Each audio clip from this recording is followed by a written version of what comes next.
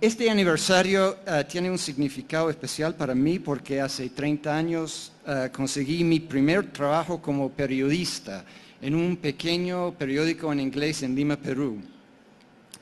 Y comencé una carrera como corresponsal extranjero. En esa era, ser corresponsal extranjero era como ser el carrito Curiosity mandando fotos desde Marte, con una conexión muy precaria con su planeta madre. Las comunicaciones eran lentas y a veces tomaba días para que una nota llegara y semanas para que fuera publicada. La destrucción creativa que continúa desmantelando y reensamblando la industria de la prensa y la manera como las personas reciben las noticias y la información ha cambiado también profundamente lo que significa la práctica del periodismo, presentándonos riesgos, desafíos, oportunidades y beneficios que eran inimaginables hace 3 décadas. Paul Steiger hizo un excelente resumen hoy en la mañana de lo que ha pasado en la industria en los Estados Unidos. Y Javier Moreno también habló de estas presiones internas a los periódicos y externas de la sociedad. En este segmento nos pidieron hablar sobre el periodismo de calidad en la era digital. Es verdad que la tecnología y el Internet han creado obstáculos para la calidad. En algunos casos hasta la han erosionado directamente. Esto es parte de un proceso revolucionario, uno que en especial reemplaza las escaseces de información con la abundancia y baja las barreras de entrada de nuevas fuentes, a veces de proveniencia dudosa o de piratas o imitadores o de puntos de vista partidarios. Todos conocemos algunas de estas deficiencias en la era digital. Es un magneto para la superficialidad, para los rumores y hechos no verificados, para copias sin crédito y el creciente partidismo, borrando las fronteras entre el periodismo y lo personal, las relaciones públicas y las agendas comerciales, ideológicas y las diversiones. Es muy fácil perderse en ellas y difícil encontrar el sentido. Para algunos el caos y la contención en el periodismo y las opiniones en la web han inaugurado una era en que la verdad es una calidad tímida y nostálgica. Hablan de una era de posverdad, el post-truth. También hay gran desigualdad, que no hemos hablado mucho de ello hoy, en el acceso a los nuevos medios para algunas de nuestras comunidades pobres. Y finalmente, aunque es verdad que la tecnología inviste de poder a la ciudadanía y a los periodistas a darles un mayor acceso a la información distribuida por todo el planeta como nunca antes, a través de lo que Larry Diamond ha llamado las tecnologías de liberación, la tecnología también es usada por el Estado para fortalecer su poder. Y no solo el Estado. Apple, Google y Facebook saben más de cada uno de nosotros que nosotros de ellos. Y de repente hasta más de lo que pensamos que saben. Y su alcance potencial en nuestras vidas palidece ante la capacidad tecnológica disponibles a las agencias de inteligencia. En lo que está relacionado al poder y la prensa siempre tuvo que volverse experta en una contienda asimétrica. Esta tarde yo quisiera hablar de las nuevas herramientas, instrumentos y prácticas que están demostrando mayor promesa y que están ayudando a generar periodismo de alta calidad que nos permite jugar nuestro papel fiscalizador, ofrecer más información a los ciudadanos y sí también narrar el tipo de magníficas historias que para nosotros es porque somos periodistas. Déjenme comenzar citando dos ejemplos de algo nuevo y mejor, y creo que John nos ha mostrado unos que yo también afirmo, porque me gusta especialmente la de la primavera árabe, es una cosa magnífica. Pero yo voy a hablar de dos distintos.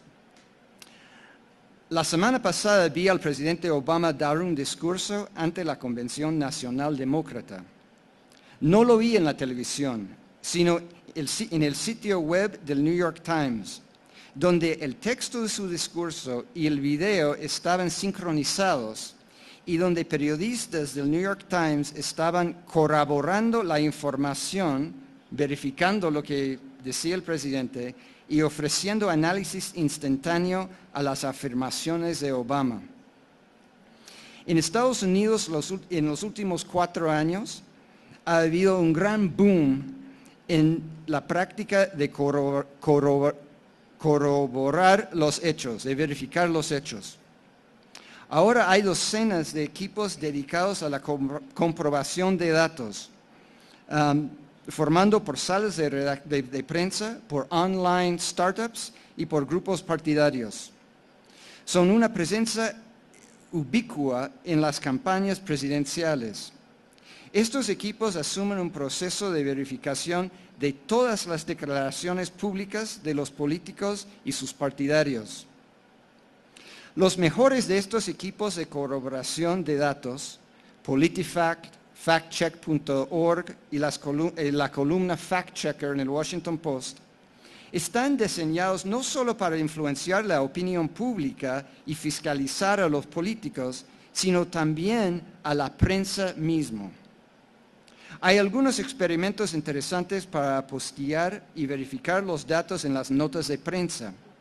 Un estudiante de MIT está desarrollando un sitio web llamado Truth Goggles, el cual hace posible que los lectores puedan constatar los datos de un artículo que leen con los 5,000 datos verificados en la base de datos de PolitiFact.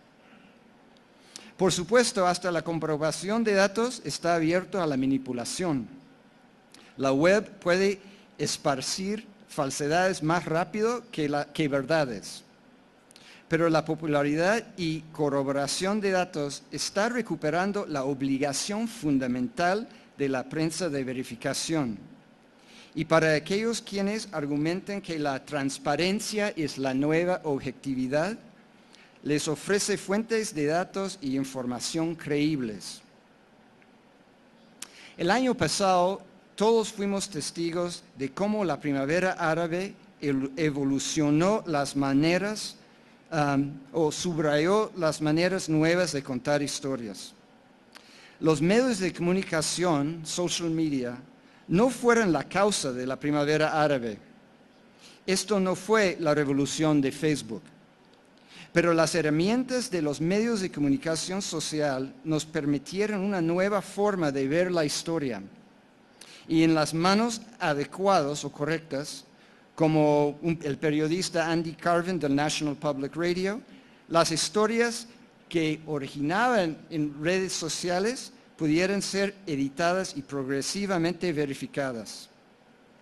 Jigar Mehta, un ex periodista de video del New York Times, en cuyo website 18 Days en Egipcia usa video para crear un archivo vivo y interactivo de los eventos, explicó su método al decir: queremos usar las mismas herramientas para contar la historia como la historia nos fue contada. En ese sentido, el flujo es la historia. Dicen, the stream is the story. Hoy, en cada historia importante, hoy en día, cada historia importante tiene un componente interactivo de multimedia que se desarrolla en tiempo real. Y John nos mostró algunos ejemplos y habló de cómo eso ha cambiado, que eran eventos antes solo los mayores eventos, ahora se ve en el periodismo cotidiano. Y estas herramientas funcionan muy bien para los periodistas. Como ha dicho Alan Rusbridger del Guardian, Los reporteros usan la media abierta, el open media, como una manera de encontrar fuentes, comunidades y audiencias. La noción de que una historia tiene que ser una apertura y conclusión tiene que tener una apertura y conclusión finitas está cambiando, como dijo John. Los blogs en vivo pueden atraer a audiencias de millones alrededor de eventos específicos. Linking permite que uno pueda situar a sus periodistas en el corazón de los hechos, de las noticias y de la información. Y sobre todo, estas herramientas pueden traer mayor transparencia en el periodismo mismo, manteniendo la vara tan alta para nosotros como nosotros la tenemos para los otros. Quiero ahora hablar brevemente de dos áreas del periodismo en las que me he concentrado en los últimos 30 años, el periodismo de investigación y el periodismo narrativo. Este año marca el aniversario 40 de Watergate y el comienzo del episodio del periodismo investigativo más famoso en la historia de Estados Unidos, auspiciado por el periódico donde yo trabajaba por muchos años, The Washington Post. Si el Deep Throat fue el símbolo de la revelación de aquella era, hoy en día una de las fuentes de las investigaciones más importantes es mucho menos sexy y glamoroso, que es la base de datos. La data es un nuevo lenguaje del reportaje y hay mucho. Eric Schmidt de Google estima que se ha creado más data en la última década que en toda la historia de la humanidad antes de 2003. Pero, ¿cómo minar este vato de datos? ¿Cómo convertirlos en hechos significativos e historias que nos vayan a mantener despiertos durante la noche? Si las máquinas Xerox revolucionaron el periodismo al permitir a los periodistas hacer copias baratas de documentos, ¿qué es lo que una tecnología infinitamente superior puede hacer por nosotros ahora? En algunas salas de prensa y universidades, los ingenieros de computación y los periodistas están trabajando juntos para desarrollar nuevas maneras de explorar la data, descubrir historias, verificar los hechos, extraer información y hasta publicar periodismo de investigación. Una meta es reducir el costo del reportaje de interés público, creando técnicas que automáticamente combinan la información de múltiples fuentes, extrayendo información de data estructurada y explorando documentos. Para observar cómo esto funciona en la práctica hoy, no hay lugar mejor que ProPublica que edita Paul Steiger. ProPublica es una organización, como ustedes saben, del periodismo sin fines de lucro basado en Nueva York. Sus periodistas escriben notas, pero también construyen nuevos apps en periodismo derivado de la data. Su app Dollars for Docs, o Dinero para Doctores, le permite a uno ver si su médico ha recibido dinero de alguna compañía farmacéutica.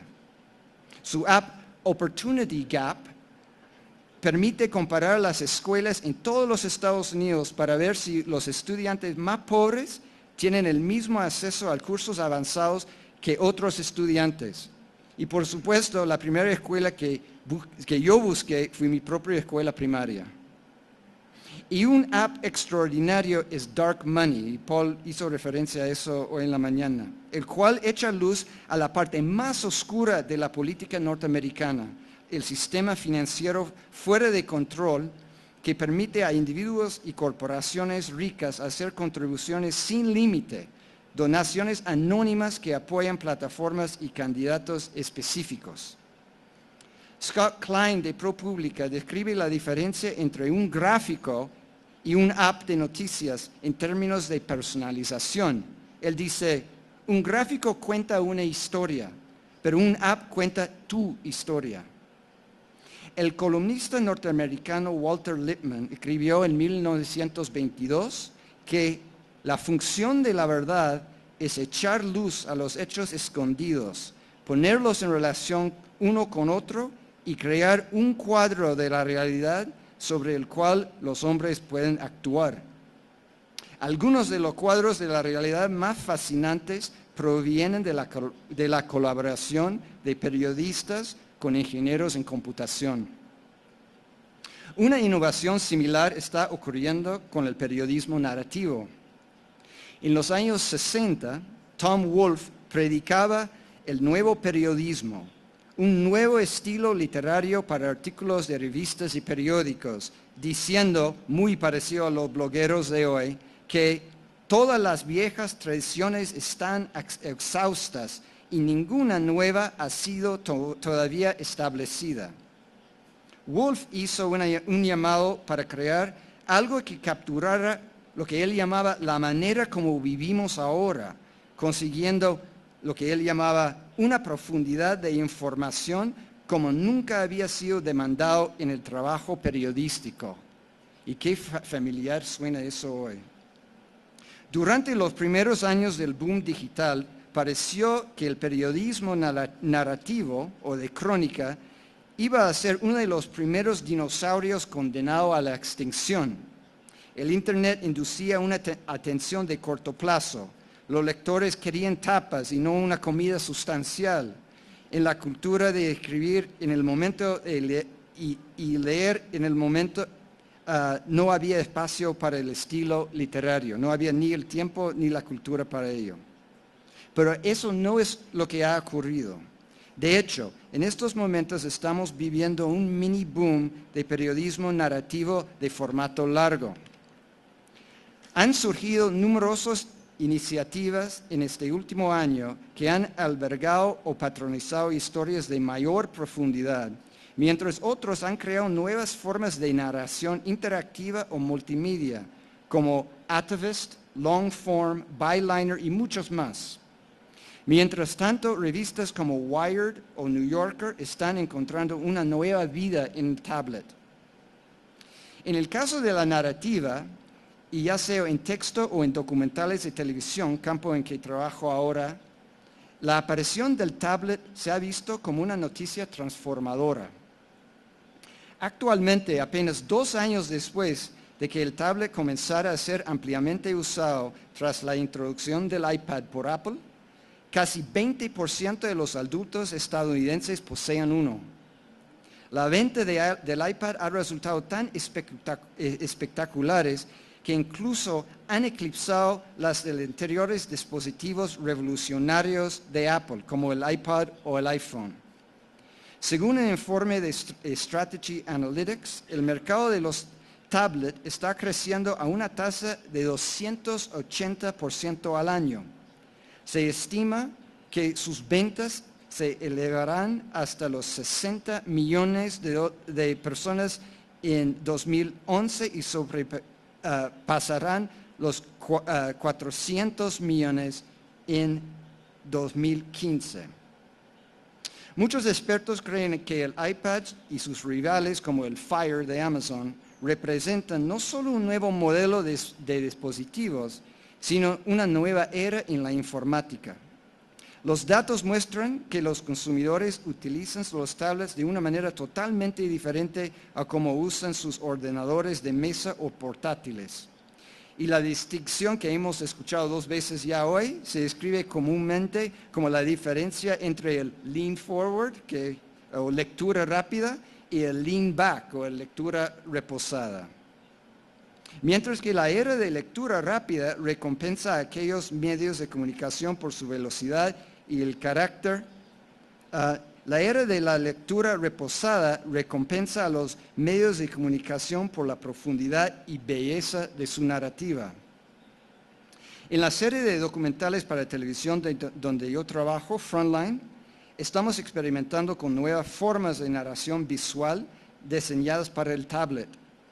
Nuestros esfuerzos están dirigidos en parte por la suposición de que la televisión tradicional está siendo eclipsada por la programación a la carta en dispositivos móviles o en la televisión, en la pantalla en tu casa, conectado directamente al Internet. Audiencias están lo que nosotros llamamos cortando la cuerda a su compañía de cable. Quieren ver y leer donde y cuando quieran. Y también nos hemos inspirado por las posibilidades que ofrece este dispositivo en la presentación de un contenido periodístico más transparente, con acceso a la documentación, como videos, entrevistas y textos que están detrás de nuestras historias. Para nosotros esto implica convertirnos en una casa editorial con presencia en varias plataformas, haciendo cine, crónica, e-books.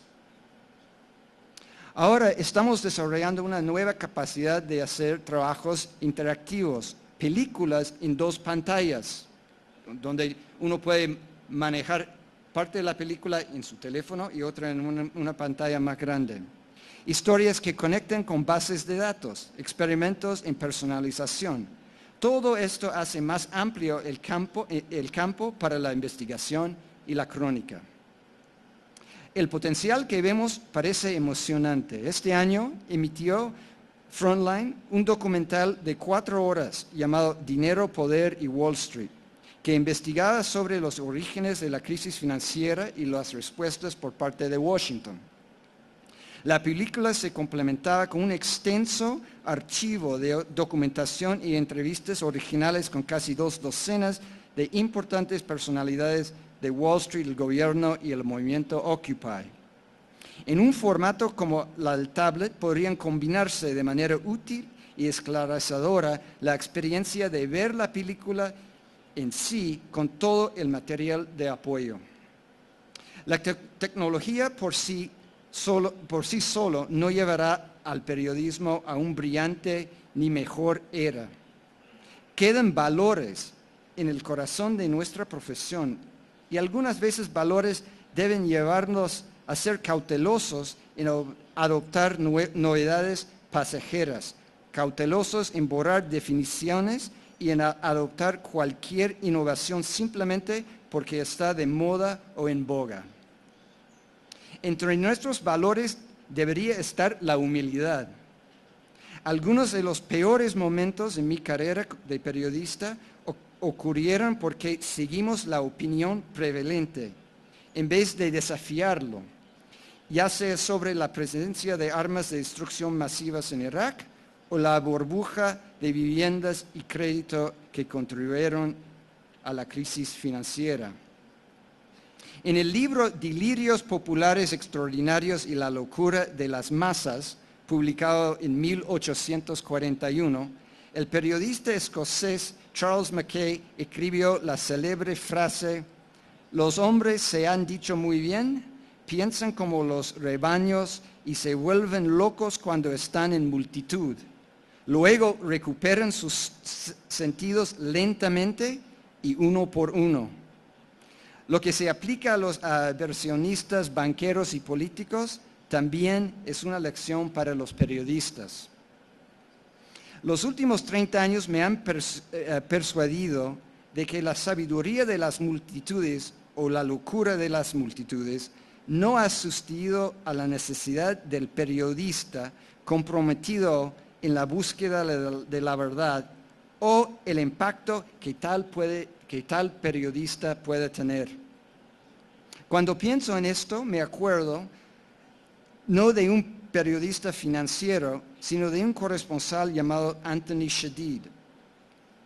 Anthony y yo trabajamos en estrecha colaboración en The Washington Post, donde él ganó 2 premios Pulitzer por la cobertura que realizó sobre Irak. Más tarde fue al New York Times. Mientras entraba en Siria en febrero de este año para informar sobre el terrible asalto contra la población civil, falleció, tuvo un ataque de asma y murió en una ladera. Tenía 43 años. Anthony, un intrépido, humilde, disciplinado y tolerante estudiante del Oriente Medio, fue el mejor de los periodistas estadounidenses de mi generación. Fue un antídoto contra la propaganda, contra las superficialidades, contra los perjuicios o la locura de las masas, incluyendo a una multitud de funcionarios electos. Fue un muro contra la falsedad, opuesta a la mayoría de sus colegas. En Irak se convirtió en el primer corresponsal americano extranjero en ganar un premio Pulitzer por informar sobre la población civil desde el otro lado de la guerra. Transformó el otro en nosotros, que yo creo que es meta para todos nosotros. Él escribió con detalle y calma sobre personas y lugares, poesía con fecha límite, como dijo un colega. Cuando sus colegas nos reunimos para publicar un libro en su memoria con algunas de sus mejores obras, lo llamamos simplemente el que escucha. Creo que necesitamos modelos así en nuestras carreras y en nuestras vidas. Superan a la tecnología, construyendo redes a través de las herramientas del periodismo más básicas. Aunque gracias al Internet, nosotros también podemos leer las historias de él y otros de donde estemos. En algún momento nuestra profesión saldrá de la crisis interna y nuestros países golpeados por la crisis económica saldremos de este momento tan difícil. Ambas se verán profundamente alteradas. Lo que debe permanecer constante es la capacidad del periodismo para ser testigos de los cambios, investigarlos y contar sus historias. Gracias.